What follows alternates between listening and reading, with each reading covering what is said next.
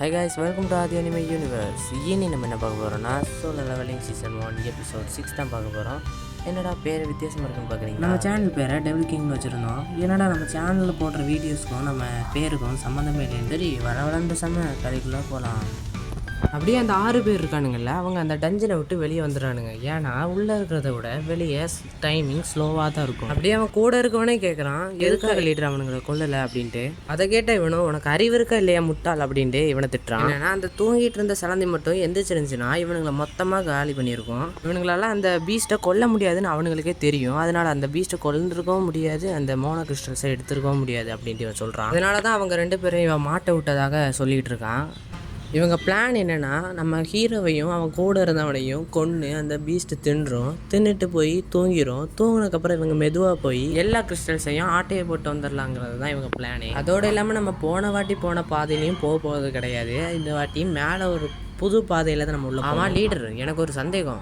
நம்ம போகும்போது அந்த சிலந்தி தூங்கலைன்னா என்ன பண்ணுறது அப்படின்னு சொல்லி அவனுக்கு சந்தேகம். அதுக்கு அவனும் நீ ஒரு விஷயத்தை நோட் பண்ணியா, அந்த பையன் போட்டிருக்க ஆர்மர்லாம் எக்ஸ்பென்சிவ், அதோடு இல்லாமல் அது ரொம்ப ஸ்ட்ராங்காகவும் இருக்கும், அதை வச்சு மேனேஜ் பண்ணிக்கலாம் அப்படின்னு சொல்லிட்டு அவன் சொல்கிறான்.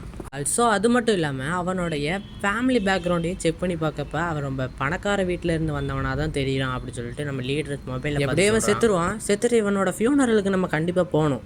ஏன்னா அப்போ தான் யாருக்கும் சந்தேகம் வரும். நம்மளாலே அந்த பீஸ்ட்டை கொல்ல முடியாது, அப்படி இருக்கிறதப்ப அவனுங்களால அந்த பீஸ்ட்டை தொட்டு கூட பார்க்க முடியாது அப்படின்னு அவன் சொல்கிறான். அப்படி நம்ம ஹீரோ இருக்க இடத்த காட்டுறான். சஞ்சீனு, நான் அவங்கள பாதுகாக்கிறேன் அப்படின்னு சொல்லி அவனு சொல்கிறான். அதை கேட்டு நம்ம ஹீரோவும் அவனுடைய ஃப்ளாஷ்பேக் இதே மாதிரி நம்ம ஹீரோ இன்ஸ்டன்ட் டஞ்சனுக்குள்ளே போய் ரசகாங்கிற ஒரு மான்ஸ்டரை வந்து அவன் போட்டு தள்ளியிருப்பான். குறிப்பிட வேண்டிய விஷயம், அது ஒரு டீராஸு. அது மட்டும் இல்லாமல் இன்னொரு பாஸையும் ஒரே ஒரு அட்டாக்கில் அந்த கத்தியை வச்சு மண்டையிலே போட்டு தள்ளியிருப்பான். என்னதான் அது டி ரேங்காக இருந்தாலும் நம்ம ஹீரோவை பொறுத்த வரைக்கும் அது ரொம்ப லோ ரேங்க் தான்ங்கிற மாதிரி காட்டுறாங்க. அந்த ஸ்பைடர் முன்னாடி நம்ம ஹீரோ நின்றுட்டு முன்னே இருந்ததை விட நான் ரொம்ப ஸ்ட்ராங் ஆகிட்டேன், அதனால் இதெல்லாம் எனக்கு பெரிய விஷயமா எனக்கு தெரியல. இனிமேல் நடக்க போகிறத பற்றி நம்ம சொல்லணும்னு அவசியமே இல்லை. நம்ம ஹீரோ வந்து வேட்டையாடுறதுக்கு ரெடி ஆகிட்டான். செமையாக பொழந்து கட்டுறான். அதில் அந்த சீனை கண்டு பண்ணி அந்த பிரசிடென்ட் கோ இருக்கார்ல, அந்த இடத்த காட்டுறாங்க. அவரும் ரொம்ப களைப்பாக இருக்காரு. ஏன்னா ரொம்ப நாளாகவே அந்த கவர்மெண்ட் கூட பேச்சுவார்த்தை ஓடிட்டு இருக்கு. ஏன்னா நம்ம முன்னாடி எபிசோட்லேயே பார்த்துருப்போம், நம்ம அந்த டஞ்சனில் கிடைக்கிற ஸ்டேபிளான திங்ஸ் எல்லாம் கவர்மெண்ட் கேட்குறாங்க அப்படின்ட்டு. அப்படியே அவன் கூட இருக்கிறவனும் நம்ம வேறு ஏதாவது இடத்துல போய் ட்ரை பண்ணலாமா அப்படின்னு சொல்லி கேட்கவும், முடிஞ்சால் நம்ம 2 பேரும் ஸ்வாரிங் மேட்ச் போட்டுக்கலாமா அப்படின்னு சொல்லிட்டு அவருக்கு. அதுக்கு அவனும் உங்கள் மனசு மாறிடுச்சுன்னா சொல்லுங்கள், கண்டிப்பாக போகலாம் அப்படின்னு சொல்கிறான். கோவும் நான்லாம் சண்டை போட்டு ரொம்ப நாள் ஆகிடுச்சு, அதனால் அந்த அளவுக்குலாம் இருக்காது அப்படின்னு சொல்கிறாரு. அப்படி நம்ம ஹீரோவை பார்த்தா நம்ம ஹீரோவும் அவனால் முடிஞ்ச அளவுக்கு அந்த பாஸை வந்து அட்டாக் பண்ண பார்க்குறான். ஆனால் அந்த சீரங் பாஸ்ன்னு சும்மா சொல்லக்கூடாது, செமையாக தான் அட்டாக் பண்ணுது. என்ன தான் ஹீரோ அட்டாக் பண்ணாலுமே அது மேலே ஒரு அடி கூட படல. அதனால் நம்ம ஹீரோவும் அதோட வீக் ஸ்பாட் எங்கே இருக்குங்கிற மாதிரி தேடிட்டு இருக்கு. ஐயோ தப்பான ஆளுகிட்ட வந்து மாட்டிட்டோமோ, ஈரங்கன்றால இந்த அளவுக்குலாம் சண்டை போட முடியாது, ஒரு வால்ஸ் ரேங்கராக இருப்பானோ அப்படின்னு இவன் செம பீதியில் இருக்கு. அப்படி ஹீரோ அட்டாக் பண்ணுறதை இவன் பார்க்க அவனுக்கு பீதி அதிகமாகிட்டே இருக்குது. ஏன் சில அண்டர்ஸ் இருக்கிறானுங்க, அவனுங்க வந்து அவனுங்களோட மேஜிக் பவரை வந்து ரொம்ப லோ ப்ரொஃபைலாக தான் வச்சுருப்பானுங்க. அதோடு இல்லாமல் அவங்க ரேங்க் கூட கம்மியாக தான் இருக்கும். அந்த மாதிரி ஆளுங்களை தான் வால்ஸ் ரேங்கருங்கிற மாதிரி சொல்லுவாங்க. அவனுங்க என்னென்னா கூட வரவனுங்களே போட்டு தள்ளிட்டு ஒரு சைக்கோ மாதிரி அதில் ஒரு என்ஜாய்மெண்ட்டில் இருப்பானுங்க. அப்படி நம்ம ஹீரோ டெரரை பார்க்கவும் அவன் பீதியில் இருக்கான். அப்படியே நம்ம ஹீரோவும் முடிஞ்ச அளவுக்கு சண்டை போட்டுட்ருக்கான். அப்படி இருந்தாலும் அவனோட எனர்ஜி தான் வேஸ்ட் ஆகிறதே தவிர அது அவனுக்கு ஒன்றுமே ஆகலை. இப்படியே போனால் நம்ம ஹீரோவோட எனர்ஜி முன்னே இருந்ததை விட ரொம்ப கம்மியாயிரும். அதனால ஹீரோ என்ன பண்ண ரசங்காவை கொண்டிருப்பான்ல, அதில் கிடச்ச அந்த டிராகரை வச்சு அவனோட ஸ்பெஷல் எபிலிட்டியை அதிகப்படுத்துறான். ஏன்னா இப்போ நம்ம ஹீரோ அந்த டிராகரை வச்சு அட்டாக் பண்ணானா அவன் ஒரு அட்டாக்கும் அந்த பாயிண்ட்ஸ் வந்து அதிகமாயிட்டே இருக்கும். அப்படி நம்ம அந்த பீஸ்டோட வீக் ஸ்பாட்டையும் கண்டுபிடிச்சிடுறான். நம்ம ஹீரோ அதை பக்கத்துலேயே நெருங்க விட மாட்டேங்குது, வாயிலேருந்து என்னென்னமோ துப்புது. அதோடு இல்லாமல் ஹீரோட எனர்ஜியோட ட்ரெயின் ஆகிட்டே இருக்குது. அப்படியே ஹீரோக்கு ஒரு நோட்டிஃபிகேஷன். இப்போ நம்ம ஹீரோ முன்னேறது மாதிரி இல்லாமல் ஒரு நிமிஷத்துக்கு 30% ஸ்பீடாக இருப்பான். அப்படியே நம்ம ஹீரோ கெத்தாக அந்த ஸ்பீடாக போய் அதோட வீக் ஸ்பாட்டை அட்டாக் பண்ணுறான். ஆனால் அதுக்கு ஒன்றுமே ஆகலை. அந்த டிராகரை வச்சு அட்டாக் பண்ணி பார்க்குறான், ஆனால் அதுக்கு ஒன்றுமே ஆகலை. ஹீரோ செம்ம கடுப்பாயிட்டு, இல்லை நான் விட்டு கொடுக்க மாட்டேன், நான் அட்டாக் பண்ணிகிட்டே இருப்பேன்னு ஹீரோ திரும்ப அட்டாக் பண்ணிகிட்டே இருக்கிறான். இதெல்லாம் பார்த்து ஒருத்தன் பீதியில் இருந்தானே, அவன் எங்கன்னு பார்த்தா அவனை தான் காட்டுறாங்க. அவன் செம பீதியில் இருக்கான். நம்ம ஹீரோ அட்டாக் பண்ணுறதை பார்த்துட்டு மைண்ட் வாய்ஸில் நினைக்கிறான், எவ்வளோ நேரம் தான் இவன் அட்டாக் பண்ணிகிட்டே இருப்பான், இவன் இப்படியே போனால் ரொம்ப வீக் ஆயிடுவானே அப்படின்ட்டு. ஏன்னா அவனுக்கே தெரியுது அவன் ரொம்ப வீக் ஆயிடுவான்ட்டு. ஏன்னா அவ்வளோ ஸ்பீடில் அட்டாக் பண்ணிகிட்டு இருக்கான். அப்படியே ஹீரோவை பார்த்தா நான் விடமாட்டேன்ட்டு மாறி அட்டாக் பண்ணிகிட்டே இருக்கான். ஆனால் அதுக்கு ஒன்றுமே ஆகலை. ஹீரோக்கு 70% கம்மியாயிடுச்சு அவனோட எனர்ஜி. அப்படியே ஒரு கட்டத்துக்கு மேலே நம்ம ஹீரோவும் அடி வாங்க ஆரம்பிச்சிடுறான். அப்படியே ஹீரோ முடியும் படுத்துட்டு இருக்கும்போது அந்த ஸ்பைடர் கிட்ட கையை எடுத்துட்டு வரும்போது தான் நம்ம ஹீரோ, ஆமாம் நம்ம அந்த ஃபுல் ரெக்கவரியை நம்ம கெயின் பண்ணவே இல்லையா அப்படின்னு சொல்லி சொன்ன உடனே மறுபடியும் மறுபடியும் போய் அந்த ஃபுல் ரெக்கவரியை கெயின் பண்ணுறான். கெயின் பண்ணிட்டு பார்த்தா நம்ம ஹீரோ ஆளையே காணுன்ட்டு அது தேடிட்டு ஹீரோ பார்த்தா மேலே இருந்து பறந்து வந்து அதோட கண்ணுலேயே வச்சு அந்த டிராகர் இருக்குல்ல, அந்த ரசங்க டிராகர் வச்சு குத்துனோடனே அதோட பாய்சன்லாம் ரிலீஸ் ஆக ஆரம்பிச்சிருது. எப்பா அப்படியே ஒரு வழியாக அந்த பீஸ்ட்டையும் கொண்டுடுறான். கொண்டதுக்கப்புறம் அவனுக்கு லெவலப்பும் ஆகுது. அப்படியே ஹீரோவும் பெருமூச்சு விட்டுட்டு நிற்கும்போது அதெல்லாம் பார்த்துட்டு இருந்த அவனுக்கு பீதி ஏற ஆரம்பிக்குது. ஐயோ ஒத்தாளாக இருந்த அந்த சீரங் டீமனையும் கொண்டுட்டானே அப்படின்னு சொல்லி அவன் பார்க்குறான். அப்படியே ஹீரோவும் அந்த டீமனோட உள்ள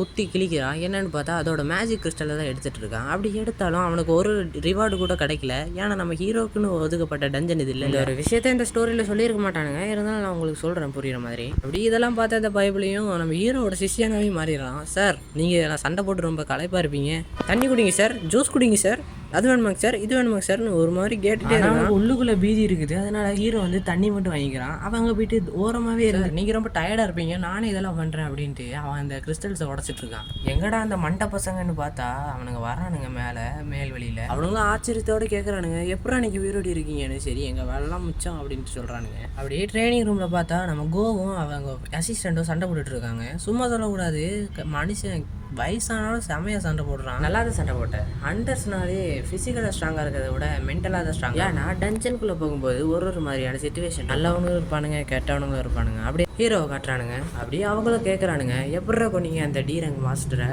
ஏன்னா ஈரங்கில் இருக்கவனுங்களால கண்டிப்பாக அந்த சீரங்கை கொண்டு இருக்கவே முடியாது. அதோட அந்த யூஜின் இருக்கான்ல, அவர் ரொம்ப பெரிய வீட்டு பையங்கிற மாதிரி இவனுக்கு தெரியுது. ஆர்மர் போட்டுட்டு இருக்கானே அவன் தான் அந்த யூஜின். நீ அவனை கொன்னுரு.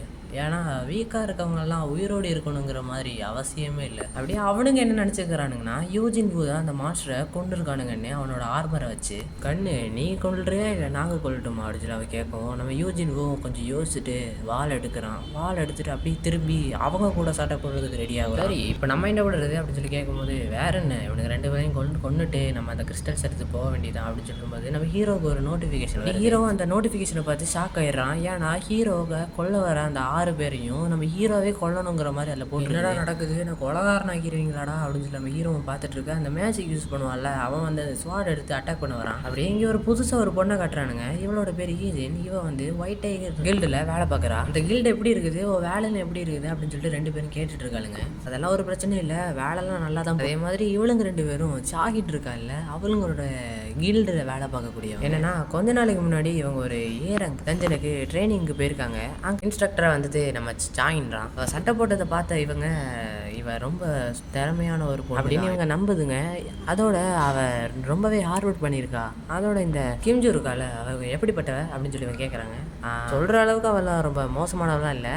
அது மட்டும் இல்லை, உனக்கு ஒரு விஷயம் தெரியுமா, இப்போல்லாம் ரொம்ப ரூமர்ஸ் பரவதாக அவன் சொல்லிகிட்டு இருக்கா. ஏன்னா ஒரு டீமில் நிறைய பேர் செத்தா என்ன பண்ணுறது அப்படின்னு நம்ம ஹீரோவை காட்டுறாங்க. நான் இப்போ என்ன பண்ணுறது, ஸ்ட்ராங்காக இருக்கவனுங்க தான் இந்த இடத்துல உயிரோடு இருப்பானுங்க அப்படின்னு சொல்லிட்டு அவன் மைண்ட் வைஸில் நினச்சிட்டு இருக்கான். ஏன்னா இங்கே ஏமாத்துறவங்க தான் நிறைய பேர் இருக்கானுங்க. நான் இப்படி எப்படி மறந்தேன் அப்படின்னு நம்ம ஹீரோ கேட்குறப்ப தான் அவதான் ஹீரோ ஒன்று ஸ்ட்ரைக் ஆகுது. ஏன்னா அந்த சிஸ்டம் இவனுங்களை ஏன் கொல்ல சொல்லுதுன்னா ஹீரோ சாகக்கூடாதுன்னு அந்த சிஸ்டம். ஏன்னா அந்த சிஸ்டத்துக்கு நான் தேவைப்படுறேன், அந்த சிஸ்டம் எனக்கு யூஸ் பண்ணுற மாதிரி நானும் இந்த சிஸ்டத்தை யூஸ் பண்ணுறேன். அதோடு இல்லாமல் இவனுங்க இன்னும் நம்ம ஹீரோவை மட்டம் தட்டி பேசிட்டு தான் இருக்கானுங்க. என்னப்பா தம்பி கொல்ல வரியா, இன் வீக்கஸ்ட் மேன் ஆல் கைண்ட் அப்படின்னு சொல்லிட்டு இவனை திட்ட ஆரம்பிக்கிறானுங்க. நீங்கள் என்ன கேலி பண்ணுறதுக்கு நான் பதிலடி கொடுப்பேன். ஆமாம் எஸ்கிச்சுமி இவன் என்ன சொல்ல வரான் எனக்கு ஒன்றுமே புரியல.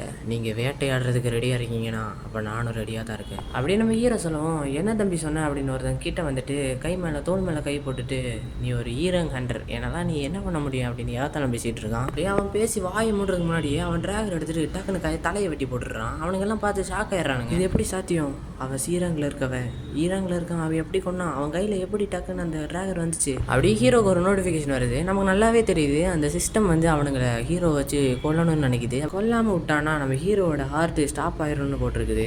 அப்படியே ஹீரோக்கு வேற வழி தெரியல. அப்படியே ஒருத்தர் 2 பேர் நம்ம ஹீரோவை கொல்றதுக்காக கிட்ட வர ஹீரோ அவனுடைய டிராகர் வச்சு அந்த காமெடி பீஸ் எல்லாம் சும்மா வேற லெவலில் போட்டு தள்ளிடுறான். ஸோ ஃப்ராக்ஷன் ஆஃப் செகண்டில் நம்ம ஹீரோ 5 பேர்த்தையும் போட்டு தள்ளிடுறான் அந்த லீடரை தவிர. அப்படியே அதை பார்த்தா யூஜின்லாம் ஷாக் ஆயிடுறான். ஏன்னா அந்த மான்ஸ்டரை கொல்லும்போது கூட இவன் இந்த அளவுக்கு அந்த பவரை யூஸ் பண்ணதே இல்லை. நீ இந்த விஷயத்தை எங்ககிட்ட இருந்து மறைச்சிருக்க, நீ தான் அப்போ அந்த மான்ஸ்டரை கொண்டிருக்கணும், குறைச்சிடக்கூடாத, நானும் ஒரு சீரங்க தான் அப்படின்னு அவன் பவரை வெளியே எடுத்து அந்த ஆறை வருது. அப்படியே அவன் யோசிக்கிறான், என்ன தான் இவன் அந்த பாஸ் அளவுக்கு ஸ்ட்ராங்காக இருந்தாலும் நிறைய பேரை போட்டு தள்ளியிருக்கான், அதனால் அவனுக்கு பவர் கம்மியாக இருக்கும். ஆனால் அந்த இடத்துல அவன் நினச்சது ஒன்று நடந்தது ஒன்று. ஹீரோ சும்மா அவனை புரட்டி எடுக்க ஆரம்பிக்கிறான். அப்படி புரட்டி எடுத்ததில் அவனே ஒரு கட்டத்துக்கு மேலே கெஞ்ச ஆரம்பிச்சிடறான், ப்ளீஸ் என்னை விட்டுரு. என்னது உன்னை சும்மா விடணுமா, என்னை கொல்றதுக்கு நீ 3 வாட்டி ட்ரை பண்ணியிருக்க, அப்படி உன்னை நான் சும்மா விடணுமா அப்படின்னு சொல்லவும், வேணாண்டா உன்னால் இதெல்லாம் பண்ண முடியாது அப்படின்னு சொல்லி அவன் சொல்கிறான்.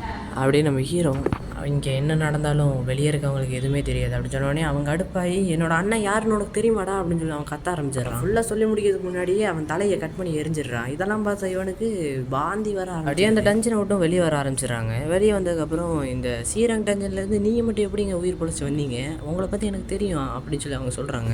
அப்படியே ஹீரோவும் அவனுக்கு கிடைச்ச பவர்லாம் பார்த்துட்டு இருக்கான். அப்படி 3ஆவதாக ஹீரோ ஒரு ஸ்கில்லும் கிடைக்க ஆரம்பிச்சிருது. அப்படியே ஹீரோ கிடைச்ச அந்த ஸ்கில்லை மட்டும் ஆப்போனன்ட் மேலே யூஸ் பண்ணானா அப்படி அவன் 5 நிமிஷத்துக்கு பேரலைஸ் ஆயிடுவான் அப்படின்னு சொல்லிட்டு அதில் போட்டிருக்குது. அப்படியே அந்த பொண்ணும் நீ டிரேங்கில் இருக்க நீங்கள் தான் அந்த பாஸை கொண்டிருப்பீங்க, நீங்கள் உட்காந்து ஓரமாக தான் இருந்திருப்பீங்க அப்படின்னு நம்ம ஹீரோவை பார்த்து சொல்கிறான்.